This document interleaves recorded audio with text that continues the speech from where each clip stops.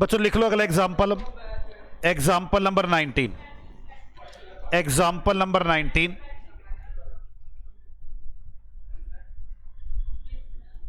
19th example लिखते हैं, आ जाओ।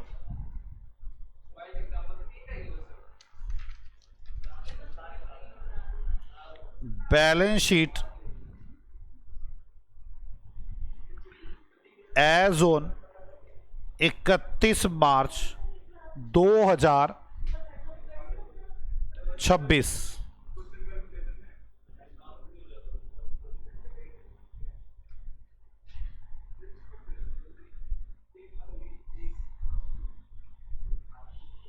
इकतीस मार्च 2026 की बैलेंस शीट गिवन है आपको, नोट करें। एन लिमिटेड और एम लिमिटेड, एन लिमिटेड और एम लिमिटेड, फिक्स्ड एसेट्स 10,000 और 8,000। ओके, फिक्स एसेट्स के बाद इन्वेस्टमेंट, इन्वेस्टमेंट इन्वेस्टमेंट हो गई है इन एम लिमिटेड 125 रुपए का शेयर है, 10,000। करंट एसेट्स 10,000 और 22,000। इक्विटी शेयर कैपिटल 20,000 और 10,000। इसके बाद रिजर्व एंड सरप्लस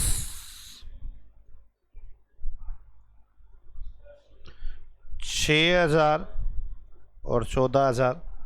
लोन 4,000 और 6,000। तेरा टैली होगी। ये एक बैलेंस शीट गिवन है, अब आराम से समझेंगे। Share purchase bye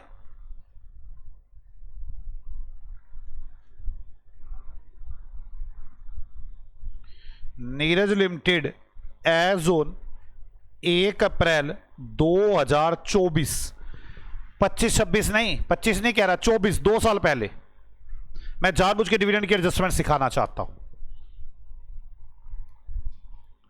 P&L as on 1 April 2024 of M limited is rupee 5,000।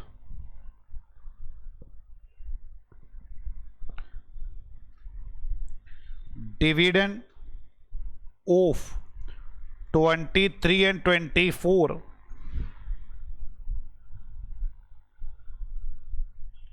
is paid by M Limited on 30 सितंबर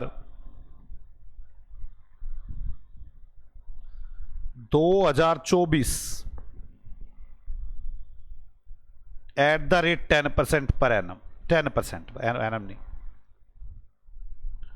और dividend paid, dividend of 2024-25 is paid by M limited on 30 सितंबर 2025 at the rate 12%। N limited credited all dividend received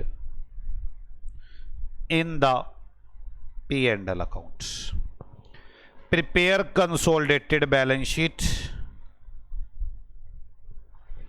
आप question को ना समझने की कोशिश करें, मैंने क्या बनाया है आपको मैं बताऊं। सच में मैंने क्या क्वेश्चन बनाया, मैंने ये क्वेश्चन बनाया है। आप देखो बैलेंस शीट कौन सी डेट की है, 26 की।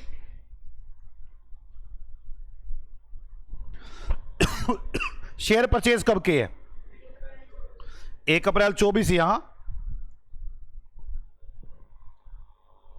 ठीक है। फिर मैंने क्या किया, 124 यहां पे, यहां तो प्रॉफिट, ये शेयर परचेज आ गया। P&L कब कितना है यहां पर, 5,000। फिर मैंने पता क्या किया, डिविडेंड 23-24 का दिया गया 10%। ये है 23-24, इसका डिविडेंड यहां पर 10% 23 सितंबर को, और इसका डिविडेंड, इस साल का डिविडेंड यहां पर दिया गया है 30 सितंबर को, इसका 12%। मैंने ये गेम खेली है, ये वाला यहां वाला डिविडेंड, ये यहां वाला डिविडेंड, मैंने दो डिविडेंड दिए हैं।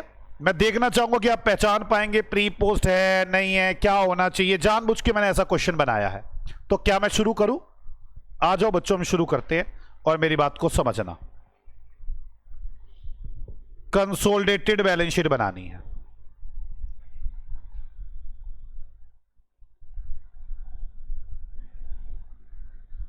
Consolidated balance sheet, share holder fund, share capital, reserve and surplus,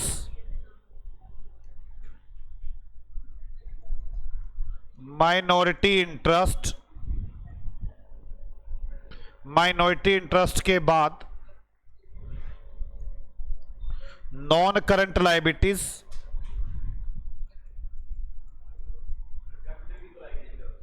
क्या, चलो यही लिख दूंगा, current liabilities,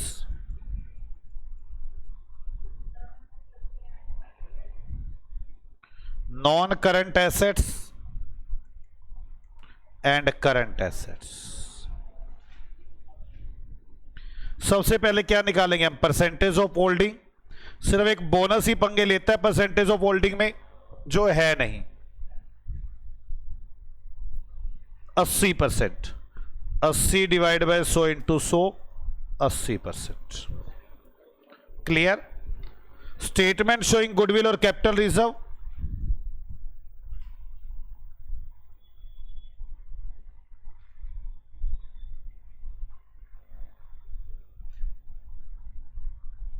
capital reserve, investment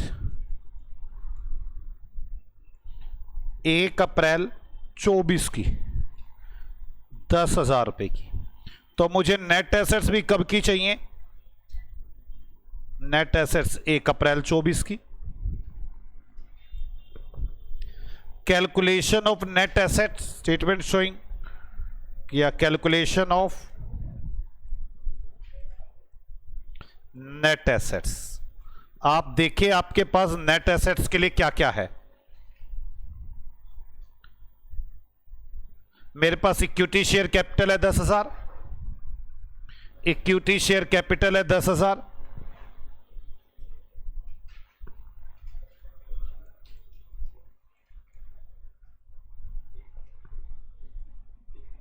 मुझे प्री प्रॉफिट निकालने होंगे।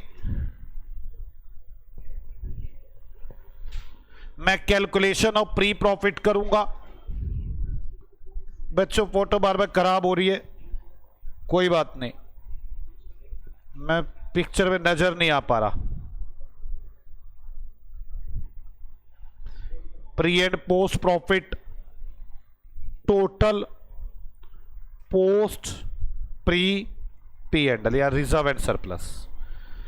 आज की डेट में 26 में 14,000 के रिजर्व है और 24 में 5,000 के थे। 26 और 5 यही है ना? 26 है ना? 14,000 कितना आ गया? 9,000। लॉस बाय फायर और ये सारी बातें तो इसमें है ही नहीं, एक डिविडेंड की बात है बस। अब आराम से सोच के देखो।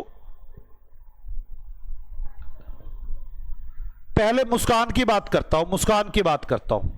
जो ये 10% डिविडेंड है, ये मुस्कान को कौन से साल में से लेस करना चाहिए? 23-24 में, पिछले में से। और जो ये वाला डिविडेंड है, ये इस वाले साल में से। हाँ या ना?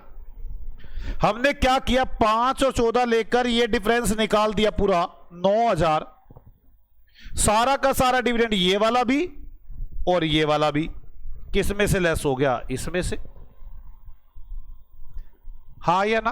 तो सिर्फ ये वाला जो डिविडेंड है, ये वाला 10%, ये प्री है, बाकी पोस्ट है, हाँ या ना? तो 10% डिविडेंड, मुस्कान की कैपिटल 10,000 है, 1,000 रुपए का डिविडेंड। अगर मैं सच बताऊं तो इन्होंने पूरा 1,000 और 1,200, 2,200 रुपए का डिविडेंड लेस किया हुआ है। यहां से मैंने ऐड कर दिया 2,200 का डिविडेंड, और जो डिविडेंड है 1,000 का लेस यहां से होना चाहिए और 1,200 का लेस यहां से होना चाहिए। किस किस को पहले मेरी ये बात समझ में आती है कि 1,000 का डिविडेंड यहां से लेस होना चाहिए और 1,200 का डिविडेंड यहां से लेस होना चाहिए? बोलो, पक्का ना? आप सोच के देखो, इसके जरिए बात जल्दी समझ में आएगी।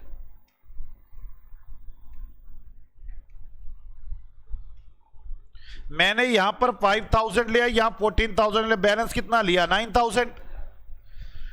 1,000 का डिविडेंड भी इसमें से माइनस हो गया और 1,200 का भी। अब 1,000 का डिविडेंड क्या इसमें से माइनस होना चाहिए था ना? वो किस में से माइनस होना चाहिए था? इसमें से। और 1,200 का डिविडेंड इसमें से। तो मैंने पहले पूरे 2,200 ऐड कर दिए, फिर 1,000 कहां से लेस होना था, 1,200 कहां से लेस होना था, कर दिया। मेरी बात समझ में आ गई? अब 5,000, 11,200, 4,000 और ये कितना रह गया? 10,000। अब इसमें नीरज का हिस्सा और माइनॉरिटी इंटरेस्ट 8,000 और 2,000, ये 4,000 ऊपर चला जाएगा। 14,000, इसमें नीरज लिमिटेड और माइनॉरिटी 11,200 और 2,800, यही आएगा ना? अब यहां पर ये 11,200 ऊपर चला गया, लेकिन एक दिक्कत रह गई। क्या दिक्कत रह गई? Rectification of error.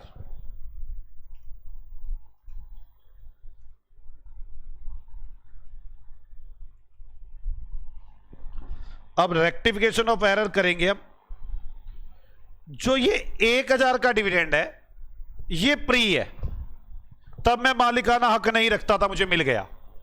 जो ये 1,200 का डिविडेंड, इसमें तो मैं मालिकाना हक रखता था, तो 1,000 का 80% 800 की रेक्टिफिकेशन होगी। 800 इधर से माइनस हो गया और 800 रिजर्व एंड सरप्लस में चला गया। क्या आपको मेरी बात समझ में आ गई? अब देखिए, गुडविल आ रही है कि कैपिटल रिजर्व आ रहा है, तो कैपिटल रिजर्व आ गया कितना? 2,000। ओके ना? आ जाओ, अब फीड करना शुरू करते हैं। नॉन करंट एसेट्स में फिक्स एसेट्स 10 और 8 18,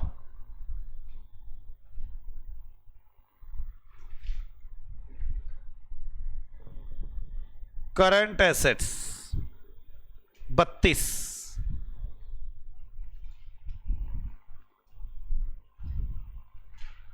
loan 10, reserve and surplus 6, loan 10,000,